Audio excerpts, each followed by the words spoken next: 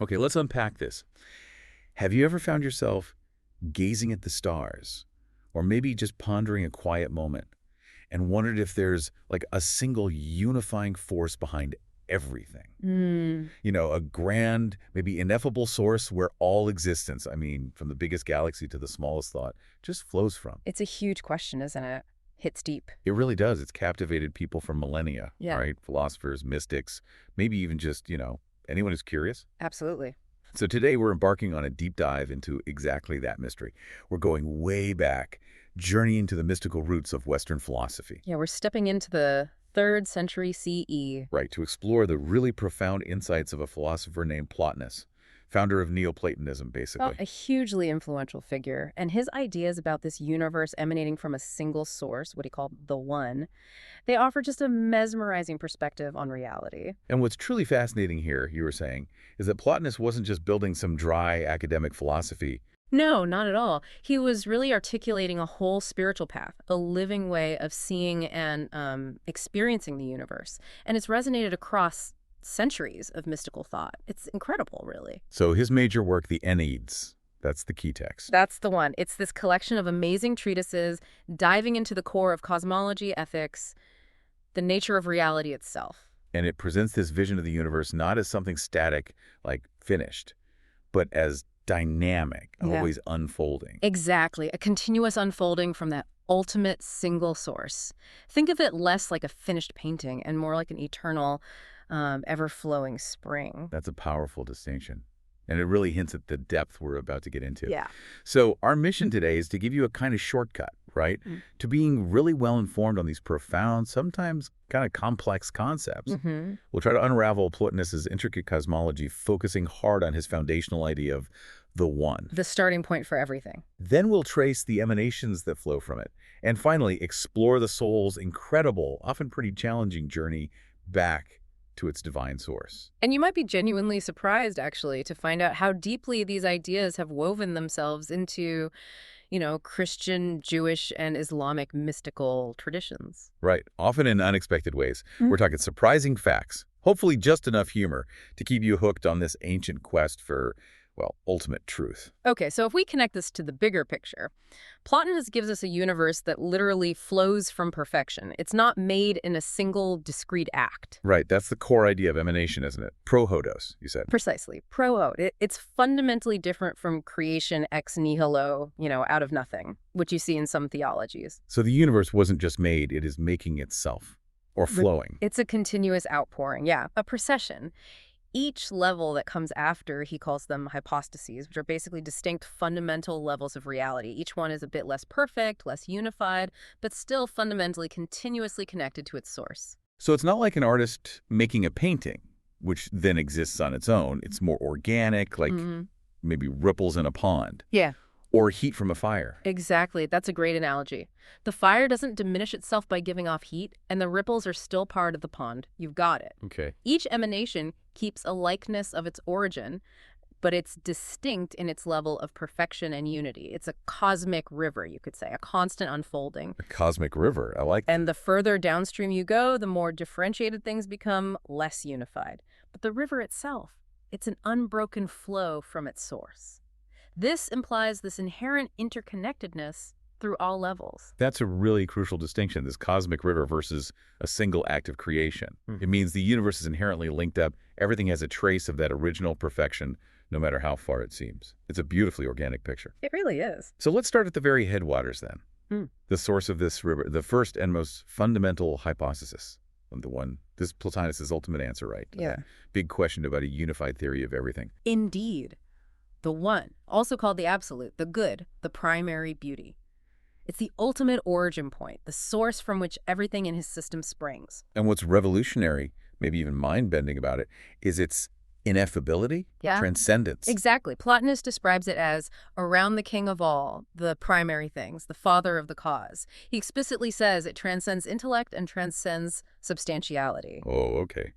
Transcends intellect and substantiality. That's What does that actually mean for us trying to get our heads around it? It means the One isn't just super smart or a really powerful thing. It's so fundamental it exists before even the categories of thought or being that we use to define everything else. Before thought, before being. Yeah.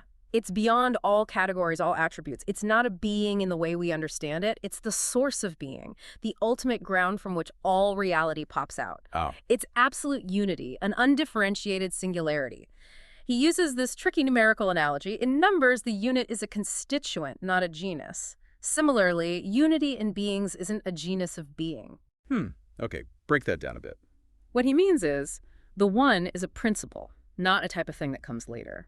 It's so fundamental, so prior to all divisions, you can't categorize it like other things. It's pure, simple, unified. It can't even have parts or qualities. So we can't really define the one with our intellect, because our intellect works within the realm of being and categories, which actually come from the one. You got it. It's the ultimate mystery, in a way, but also, paradoxically, the ultimate source of perfection and beauty. Plotinus says it's the source of primary beauty, transcending even intelligible beauty, serving as its source and principle. Okay, so it's not just the source of existence, but the source of value, like beauty and goodness, too. Absolutely. And the really profound thing isn't just that these ideas resonate across different traditions, but that people across cultures seem to be grasping at a similar kind of ineffable truth. It speaks to this universal intuition about ultimate unity, even if the words are different. That's fascinating. You see echoes of this everywhere, don't you? You really do. Like, think about divine omnipresence and radical unity. You find it, for instance, in the Quran. There's a passage. No three people converse in intimacy, but God is their fourth, nor five, but he is their sixth, nor less than this number, nor more, but he is with them wherever they may be. Wow. That highlights this ubiquitous foundational presence, doesn't it? Not limited by space or number, very much like Plotinus' one. A divine presence just there everywhere without being contained by it. Exactly. And building on that, look at a medieval Christian mystical text like Theologia Germanica. You find strikingly similar feelings about the true light being God's seed and the perfect good being known and loved for itself. Ah, the loss of self in the divine. Right. It says in this true light and true love, there neither is nor can remain any I, me, mine, thou, thine, and the like. Instead, the light knows a good which is all good and above all good. Man's end and aim is only the one. That idea of losing the ego, the sense of separateness in this universal good, it maps so clearly onto Plotinus' one, transcending distinctions and drawing everything back. It's a universal yearning, truly. And it's not just Abrahamic traditions. Go east to the Upanishads in Hindu philosophy, you get this amazing vision of the oneness of Brahman, where all desires are brought together, existing in an ocean of light. An ocean of light that perfectly captures that unified, blissful state, doesn't it, before all the complexity, a state of peace and completeness. It does. And then in the Bhagavad Gita, Krishna is identified as the supreme personality of Godhead, the ultimate abode, the purest, the absolute truth, the originator of everything and everyone. Right, the ultimate source again. And what's really striking is the description that even impersonalists, those focusing on the formless aspect of God, are ultimately absorbed into his effulgence, his light. So whether the path is personal devotion or impersonal meditation, the endpoint is singular. It points towards a singular, all-encompassing divine reality, very much like the one absorbing all back into itself in Plotinus' view. The universal vision of, say, Shurkatim as the cause of all causes, it leads to this surrender to the supreme as the highest goal. It signifies this deep understanding of absolute unity. The point isn't that they're identical concepts, obviously. Yeah, definitely not identical. But across these different paths, there's this astonishing convergence on the idea of an ultimate, singular, transcendent source. It's pretty amazing. It really is. It feels like it points to some shared intuition about reality's deepest structure. Okay, so from this totally transcendent, unknowable, yet all-sustaining one, this cosmic river flows. What's the first stop, the first major emanation? That would be intellect, or nous in Greek. This is where the undifferentiated unity of the one starts to express itself in a structured, intelligible way. Ah, okay, so if the one is pure potential. Then intellect is where that potential takes on definable, perfect forms. So after the sheer simplicity of the one, intellect is where we get the first hint of complexity, but still a perfect divine complexity. Precisely. Intellect emanates right from the one, not through will or creation, Plotinus stresses, but through overflowing, like radiance from the sun. He draws on Plato here, understanding that the intellect comes from the good. Not a separation, but an overflow. Got it. And intellect is the realm of true beings and forms Plato's ideas, essentially. But here's where it gets really interesting. Intellect isn't just a mind that thinks about these perfect ideas. Intellect is these beings. Wait, hang on. Intellect is the forms. Can you unpack that? Yeah. Usually we think of a mind having ideas, not being them. Exactly. That's the crucial Platinian distinction. His intellect is the perfect embodiment of all forms, all the blueprints for existence. Imagine a cosmic library, Okay. where every book isn't just about justice or beauty or truth, but is the perfect living embodiment of justice, beauty, truth. And all these perfect books exist simultaneously, perfectly connected within a single divine mind. Intellect contains everything as being one with them. All things are together, yet each is distinct with its own unique power. It's a universe of perfect, eternal archetypes, all held in one unified consciousness. And these forms, these archetypes, they aren't made by us thinking about them. No, absolutely not. They exist intrinsically. Plotinus is clear. One should believe that there is a generation for them only with respect to reason. They exist without someone, in thinking each of them, providing them with real existence by thought itself. He says, it is not the case that justice comes to be because one has thought what justice is, nor does motion exist because one thought. That's powerful. Justice and motion don't start because we think of them. Our thought taps into something that already is. Exactly. It points to this profound objective reality grounding all our concepts. It gives them an existence independent of our minds, makes our mental world feel like it's plugged into something much bigger. It really does. And it makes you think about our own minds, right? Yeah. Absolutely. And this connects interestingly to our own thinking process. You find echoes in texts like A Course in Miracles, which says, the function of thought comes from God and is in God. As part of his thought, you cannot think apart from him. So our very ability to think, our thoughts themselves, might be linked to a divine origin. Like our minds are reflections or fragments of this greater divine mind, this intellect. That's the implication. A profound assertion that our inner world isn't separate from the source of truth, but participates in it, makes the everyday act of thinking feel, well, kind of sacred, a link to the divine. That's truly mind-bending, thinking of thought itself as a reflection of the divine mind. Okay, so then, flowing from this perfect intellect comes the third primary hypostasis, soul, psyche. And this isn't just my soul or your soul, right? It's bigger. It's the universal world soul, primarily. Yeah. And from that, all individual souls derive, like countless streams flowing from a vast, maybe unseen river. Okay, so the world soul comes from intellect. Just as intellect came from the one, Plotinus says the soul comes from the intellect. He also mentions the demiurge, which is his term for intellect here, makes the soul in that mixing bowl. A mixing bowl. What does that imply? It's metaphorical, of course. It suggests the soul's active role in shaping and animating the material world. It acts as a kind of intermediary between the perfect forms in intellect and messy reality. Okay. The soul is described as an expressed principle that is enclosing it the whole, which is not separate from it anywhere, but is instead everywhere in it. It basically pervades the entire material cosmos. It's the animating force, the cosmic glue. So the soul is like the intelligent force that takes the perfect blueprints from intellect and makes them happen, or tries to make them happen, in the physical world. Exactly. It gives form and movement to matter, sustains the physical universe. But importantly, it's never fully contained by it. It exists before all things which are in place, and things need it so that they can settle into a place. It's the organizing principle that allows the physical world to even exist. And compared to this eternal soul, the physical world itself is Transient. Less real. Plotinus says, corporeal nature is merely said to be substance equivocally or not substance at all. Properly, it is called becoming. Becoming, not being. That's crucial. The physical world is less real or substantial than intellect and the one because it's always in flux, always changing, shifting, like that river, never the same twice. Precisely. It's an ongoing process, not a fixed reality. So our individual souls, even though they animate these transient bodies, are still connected to that huge world soul, a direct link back up the chain. Absolutely. The individual soul, even though it seems confined in a body, is never truly separate from the world soul and ultimately from the one. A Course in Miracles again talks about individual fragments, minds and bodies that seem self-contained. But it stresses these fragments need the whole to give it any meaning, for by itself it does mean nothing. It says, your self continues, unmindful that this tiny part regards itself as you. It is not missing. It could not exist if it were separate, nor would the whole be whole without it, being continuous with it and at one with it. Wow. That's a profound statement on non-separateness.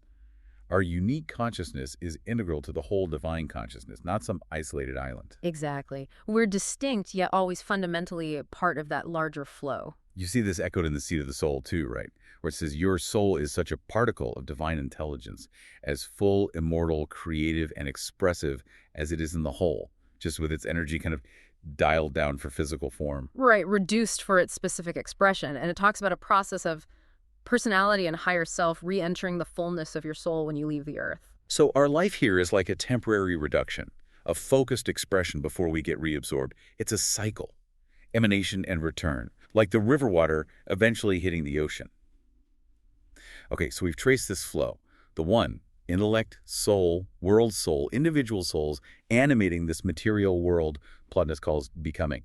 But if our souls are these divine sparks, kind of stuck in something less real, it makes you ask, how do we get back? Exactly. And that's where the journey of epistrophe comes in, the turning back. Often it starts with this deep feeling that material existence is somehow incomplete, imperfect. Yeah, that feeling. Like in Conversations with God, it says the soul rebels at any imposition of limitation and dies a new death each time it accepts boundaries from without. It even says, in this sense, birth itself is a death and death a birth. Whoa, birth is a death because it limits the soul. That's the idea. Yeah. It highlights the soul's natural drive for freedom, for breaking out of material limits to get back to its boundless nature. It's that nagging feeling we all get sometimes, isn't it? That there's more than just this. And this feeling of limitation, of imperfection, it's tied up with what many traditions call the ego. Ah, the ego, the great separator. Pretty much. A Course in Miracles explains the ego believes it can attack God and tries to convince you that you did it. It builds this whole illusion of a separate self. How does it do that? It tries to separate mind from the body in an attempt to destroy it. It wants your allegiance, but not as you really are, because fundamentally the ego itself is not true. It thrives on being a body, separate, vulnerable, needing problems to feel real. So it directly fights against Plotinus's idea of the soul's unity with the one. It's the main roadblock to climbing back up, to rejoining that cosmic flow. It really is the primary impediment. So if the ego is built on this illusion of being separate, then breaking free means ditching that whole concept. That's the core of it. Conversations with God suggest that so many problems, personal and global, would just dissolve if we could abandon the concept of separation. And it drives it home with that line, what you do to others, you do to yourself. A stark reminder of the interconnectedness the ego tries so hard to deny. And recognizing that is the crucial first step in seeing through the illusion and starting that journey of epistrophe. Okay, so we see the illusion, then what? How does the journey back actually work? Once we recognize this illusion, the path to reunion begins. And fundamentally, it's a path of purification and detachment, shedding everything that ties the soul to the lower, more differentiated realms. Purification and detachment. Sounds serious. It can be. One of the most vivid, intense descriptions comes from St. John of the Cross, his dark night of the soul. Ah, yes, I've heard of that. Sounds pretty bleak. He describes it as purgative contemplation, a dark night that actively negates the self and all things so you can attain the sweet and delectable life of love with God. It's about drawing the soul from the life of sense into that of the spirit, that is, from meditation to contemplation. So it's a shift from active thinking about God to passively experiencing. Mm-hmm. But it involves negation. Yes, and in this state, the soul often loses its usual way of reasoning. It finds itself in a kind of void, an emptiness. And it sounds incredibly challenging, not blissful at first. St. John says people suffer great trials then. Trials like what? Not just dryness, but deep fear. Fear of being lost, feeling God has abandoned them. Worldly pleasures fade, even spiritual comforts go away. It leaves this profound suffering, emptiness, a real spiritual desolation. Gosh, that sounds terrifying. It does, yet it's this very purging from the affections and desires of sense that ultimately brings liberty of spirit, detachment from the devil, world, and flesh. It's like a necessary, often painful, stripping away of everything non-essential, a cosmic detox for the soul. So the suffering is actually a sign of progress, not failure. In this view, yes. And during this intense purification, St. John says it's the loving wisdom of God that secretly purges and illumines the soul in perfection of love without its doing anything or understanding this infused contemplation. So it's happening to you almost passively. God is doing the work. It's presented that way, a passive but profound transformation, a divine hand guiding the soul home. And it extends even to what St. John calls the annihilation of natural faculties. Annihilation. That sounds drastic. It does. He says for the understanding to unite with divine light, it must first be purged and annihilated as to its natural light and brought actually into darkness. This deep darkness, felt in the deepest substance of the spirit, is profound and horrible and most painful. Horrible and painful. Wow. And the will, too. The will, too. It must be purged and annihilated in all its affections and feelings, left in aridity and constraint, depending on how attached it was before. So it's not about destroying your mind or will, but cleansing them, stripping away all the habits, biases, attachments that block direct perception of the divine. Exactly. Like turning off all the noisy apps on your phone so you can finally hear that crucial, subtle message. It's an intense internal transformation. Almost unbearable sounding. But it leads to this core virtue of detachment, right? Which seems crucial across so many paths. Detachment is absolutely a cornerstone. Think of the Dhammapada, the Buddhist scripture. It teaches seeing the body to be like foam, awakening to its mirage nature. So by cutting out Mara's flowers, worldly temptations, one may go beyond the sight of the king of death. Seeing through the illusion of the physical. Right, and it explicitly says detachment is the best of dhammas, and warns, not even with a rain of golden coins is contentment found among sensual pleasures. It's direct advice. Don't cling to the transient world and its fleeting joys. Recognize their impermanence. And this resonates with the Bhagavad Gita, too, doesn't it? About acting without attachment to results. Strongly, it advises, without being attached to the fruits of activities, one should act as a matter of duty. For by working without attachment, one attains the supreme. Fulfill your role, your dharma, but without being bound by outcomes. That allows for higher attainment. You're still active, engaged, but inwardly free. And Conversations with God clarifies this too, saying, a true master simply sets earthly passions aside, does not deny passion, the renunciate simply denies attachment to results. Exactly. It's not about becoming a feelingless robot. It's about releasing the grip of expectation and outcome, which is where so much suffering comes from. It makes it sound less like harsh discipline and more liberating. And this idea of denying self and attachment is central to Christian discipleship as well. The cost of discipleship mentions Christ's call. Deny himself and take up his cross and follow me. Implying voluntary poverty not just of stuff, but of self-will, attachment to one's own life in order to save it spiritually. So across all these diverse traditions, there's this universal theme. Relinquish self-centered desires, let go of the ego's grip. It's a prerequisite for the journey back to the one. It seems to be. And beyond these big renunciations, there's a more subtle but maybe equally powerful part of the path. Mindfulness. Self-observation. Ah, the practical, everyday stuff. Yeah. The power of now stresses being the ever-alert guardian of your inner space, watching the pain body, stopping your thinking from latching onto it. It says, only the present can free you of the past. So liberation comes from conscious awareness now, not digging through the past. That's the idea. A very practical, moment-by-moment application of detachment. And the untethered soul talks about developing that observer inside, right? The seat of consciousness. Exactly. That allows you to watch yourself be jealous or angry, creating separation between you and the anger or the jealousy. It calls this the roommate inside, the witness who can see emotions without being swept away. This inner distance creates space for freedom from reactive patterns. And this witnessing needs compassion too, doesn't it? Yes. When things fall apart defines mindfulness as clear seeing with respect and compassion for what it is we see, relating honestly to our experience without judging it. This helps us see our blocks, our unkindness, not with criticism, but as chances for growth and self-acceptance. It's fundamental for that purification Plotinus talks about, clearing away the debris that hides our true nature. Okay, so once the purification and detachment start working, once you begin clearing out the inner clutter, what's next? The next phase is more active cultivation. Cultivating the inner light, actively pursuing divine union. This means deep inner work, contemplation, turning inward to find that divine spark. Like in Autobiography of a Yogi, that phrase, silent inward diving after the priceless pearls. Exactly. A shift from looking outside to exploring inside, a quiet exploration of our own depths.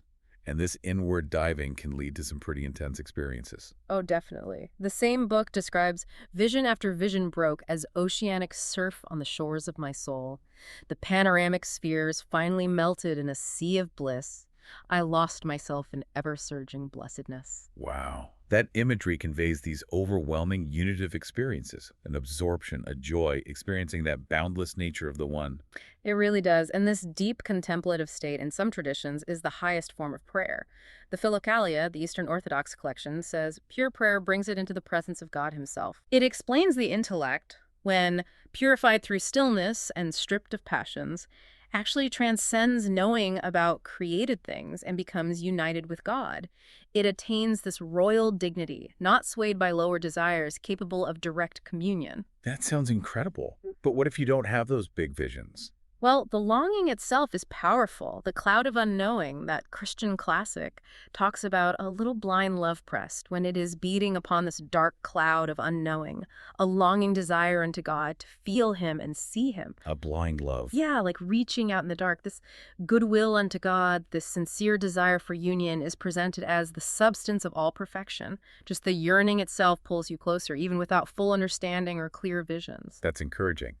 And when union does happen, how is it described? Often as direct, intimate, beyond ordinary experience, St. John of the Cross again, describing the highest favors. When God himself visits the soul, it happens in total darkness and in concealment from the enemy. The soul receives spiritual favors. What kind of favors? He calls them substantial touches of divine union between the soul and God, and in one of which the soul receives a greater blessing than in all the rest, since this is the loftiest degree of prayer in existence.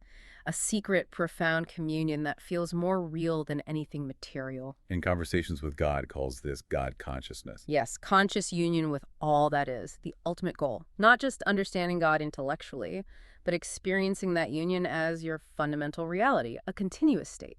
And interestingly, it suggests the very act of desiring union is God desiring it through you, because all are one.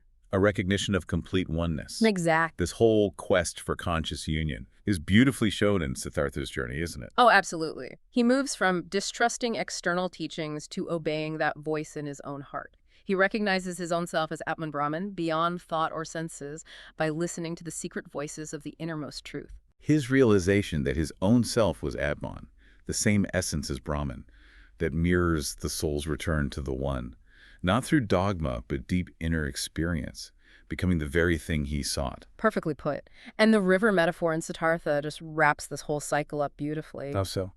The river's constant flow, its transformation, taking in all experiences, joy, suffering, desire, always renewing itself. It symbolizes the soul's journey, emanation and reabsorption, all the waves, all the water, head for the sea eventually. All individual souls return to the divine source, constantly flowing, changing, ultimately merging back, yet still part of the eternal flow. It's a stunning vision of cosmic unity and perpetual movement. That cyclical journey, flowing out and flowing back, understanding that connection, it also implies something about our own power, doesn't it? Our ability to transform. It really does. It leads to understanding our transformative power when aligned with the divine. Conversations with God makes that truly radical statement. You are creating God. Creating God. How? The idea is that in every moment, God expresses himself through you. So you are actively at choice for how God is created, how the divine manifests. We're not just passive creations, but active co-creators in the divine unfolding. Wow, that's a big responsibility, co-creators. It is. And this co-creation idea is lit up by another statement. Your world will follow your idea about yourself. What you think, you create. What you create, you become. And so on, until what you are, you think.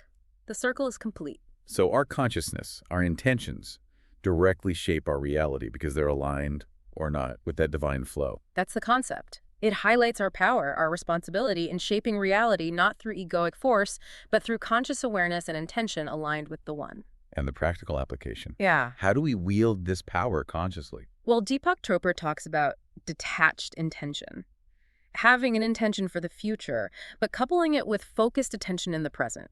He says this combination has infinite organizing power to manifest desires. So it's not just letting go, it's aligning your desires with the universal flow, the emanation itself, allowing creation to happen through you without desperately clinging to a specific outcome. Exactly. A synergy of spiritual understanding and a practical manifestation. And one last connection.